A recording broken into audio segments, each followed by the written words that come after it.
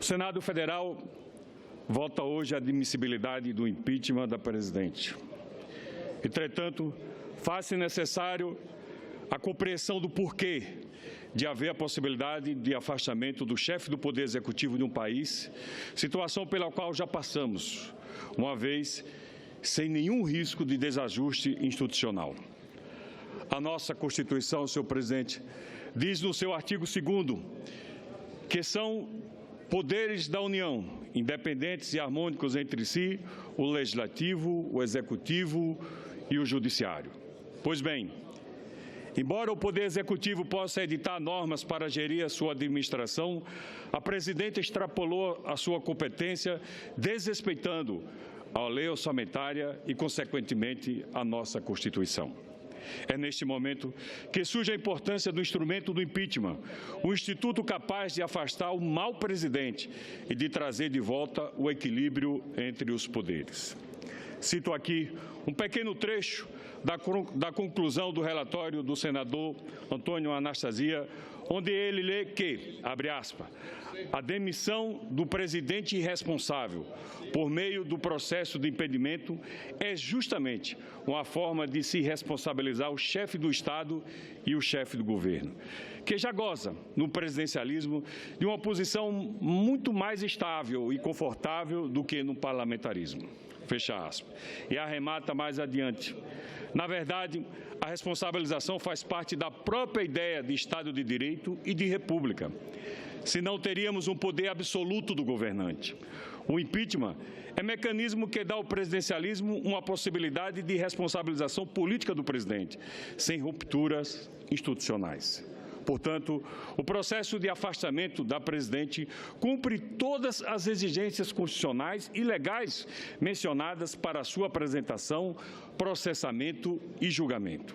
Houve, sim, os crimes de responsabilidade por ela praticados, de abertura de créditos suplementares por decretos presidenciais sem a devida autorização do Congresso Nacional, tipificados na nossa Constituição no artigo 85, inciso 6º, no artigo 167, inciso 5º e na Lei 1079 de 1950, no seu artigo 10, item 4 e no artigo 11, item 2. E da mesma forma, ocorreram sim as chamadas pedaladas fiscais, ou seja, a contratação ilegal de operações de créditos, tipificada na Lei 1079, artigo 11, item 3. A materialidade e o dolo são claros, foram publicados no Diário Oficial da União e foram mais do que intencionais, foram feitos de forma milimetricamente planejada, continuada no tempo, já que, mesmo ciente da recomendação da Suprema Corte de Contas do país, o TCU, e como o TCU avisou, já em 2014, reiterou a presidente o mesmo delito orçamentário e fiscal durante o ano 2015, voltando a editar 6 decretos de crédito suplementar e a realizar operações financeiras com bancos públicos, com o objetivo de maquiar a verdadeira situação das contas públicas do nosso país, praticando, como mencionou o procurador do TCU, o doutor Júlio Marcelo de Oliveira, a contabilidade destrutiva, senhor presidente. Infelizmente, a contabilidade destrutiva. Estas práticas, senhoras e senhores senadores, demonstram o descaso da presidente para com a nossa Constituição cidadã e para com as leis brasileiras. Mostraram e mostram inequivocamente seu desapreço pelos poderes da República. Integrei aqui, no Senado Federal, a Comissão Especial de Impeachment. Ouvi com grande atenção os que foram convidados para apresentar os seus pontos de vista. Formei ali a minha convicção, bem fundamentada, totalmente isenta de qualquer paixão, e fui convencido de que a presidente da República cometeu, sim, os crimes a ela atribuídos.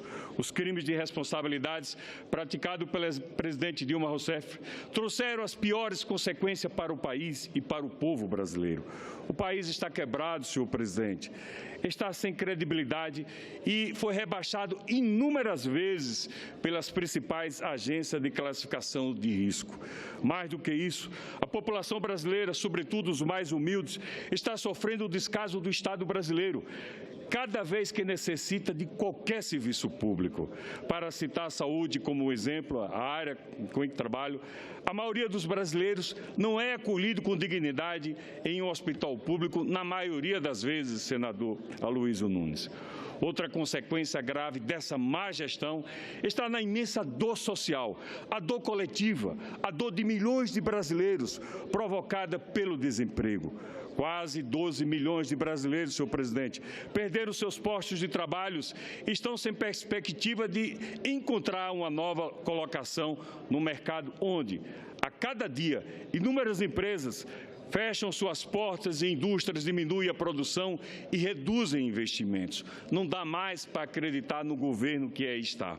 Em Sergipe, o meu estado, a situação não é diferente. Lá, a cada mês, contabiliza-se, senadores, mais de 5 mil novos desempregados, com grande redução do número de vagas oferecidas, o que é muito triste. No setor da educação, o quadro também tornou-se muito grave neste governo, que se autodenomina de pátria educadora. No Brasil, lamentavelmente, a grande maioria das escolas públicas não oferece um ensino de qualidade. A evasão escolar é muito alta. O número de analfabetos é assustador. Em pleno século XXI, e milhares de estudantes, senhor presidente, ficaram desamparados pela perda do financiamento estudantil. Assim, senhor presidente, colegas senadores, este quadro de absoluto caos ético, social e econômico completam o meu convencimento em votar pela admissibilidade do impeachment da presidente Dilma. E o meu partido, o PSC, assim entende também. O que mais o povo brasileiro quer hoje é respeito. Respeito ao suor do seu trabalho, respeito a cada centavo de tributo que se paga. E como se paga nesse país, senadora Marta Suplicy? Respeito à coisa pública. Coisa pública não é coisa sem dono. Coisa pública, ao contrário, é coisa de milhões de donos nesse país. Respeito ao seu direito de sonhar com um futuro digno para si e não só para si. Respeito para as famílias brasileiras. Este impeachment só está ocorrendo porque a presidente não soube respeitar a Constituição e as leis brasileiras, não soube respeitar os demais poderes, não soube respeitar, sobretudo, o povo brasileiro. Quero aproveitar para cumprimentar aqui o colega e senador Anastasia pelo seu relatório sensato, equilibrado, absolutamente fiel aos fatos e às normas jurídicas que envolvem o assunto. Seu relatório é a indicação de um novo destino para o nosso país. E é nisto, senhor presidente, colegas senadores, que nossos olhos têm que se voltar a partir de agora para o amanhã, para o futuro que ora se inicia. Gostaria, pois, de dizer ao atual vice-presidente Michel Temer que possivelmente irá governar o Brasil nos próximos anos, que se vier assim se confirmar, que ele precisará, tal qual um maestro, reger, de fato, a orquestra com firmeza, com harmonia, com respeito, para fazer um grande concerto em torno dos objetivos fundamentais da nossa República, em busca do reequilíbrio das contas públicas, da retomada do desenvolvimento, da erradicação, de fato, da pobreza brasileira, da promoção do bem comum. Para isso, terá a confiança de boa parte do Congresso Nacional, com certeza dos trabalhadores e do empresariado, mas precisará sair à frente e construir desde já, construir um governo com nomes respeitados e capaz de inspirar a confiança que o povo brasileiro tanto precisa nesse momento. Sou um daqueles, senhor presidente, que acredita em quanto melhor, melhor. E o senhor é testemunha de que nesta casa, mesmo não participando do governo,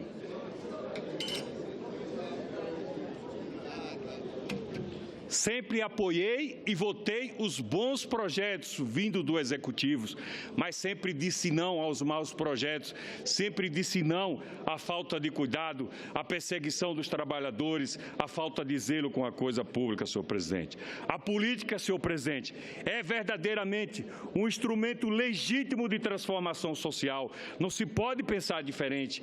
É o ofício de servir e de se posicionar em favor do que for melhor para a nossa sociedade. sociedade. Por isto, aqui no Senado da República, estarei sempre atento e vigilante, disposto a continuar votando e me posicionando sempre, absolutamente sempre, em favor daquilo que for melhor para o povo brasileiro, para o povo sergipano, respeitando e respaldando o voto de confiança que me foi dado pelo meu povo, pelo povo do Estado de Sergipe. Espero que nós possamos recolher os ensinamentos deste triste período que estamos vivendo, deste triste período da nossa história, e trago em mim a certeza de que superaremos este momento e construiremos juntos um novo país à altura das aspirações do povo brasileiro, tão sofrido, tão enganado, entretanto, incapaz de voltar as costas à nação. Para finalizar, senhor presidente, e terminando bem antes do tempo garantido para a nossa fala, para finalizar, senhor presidente, gostaria de citar um trecho do discurso de posse do sempre ministro do Supremo Tribunal Federal, o ilustre sergipano Carlos Aires Brito, quando da sua posse na presidência daquela corte, senhor presidente. Abre aspas, não basta aos parlamentares, não basta aos chefes do Poder Executivo a legitimidade pela investidura. É preciso, senhor presidente, muito mais. É preciso ainda a legitimidade pelo exercício. Fecha aspas, senhor presidente. Por isso, espero que neste país aprendamos com tudo isso e pedaladas fiscais. Espero que nunca mais aconteça na história deste país, senhor presidente. Muito obrigado.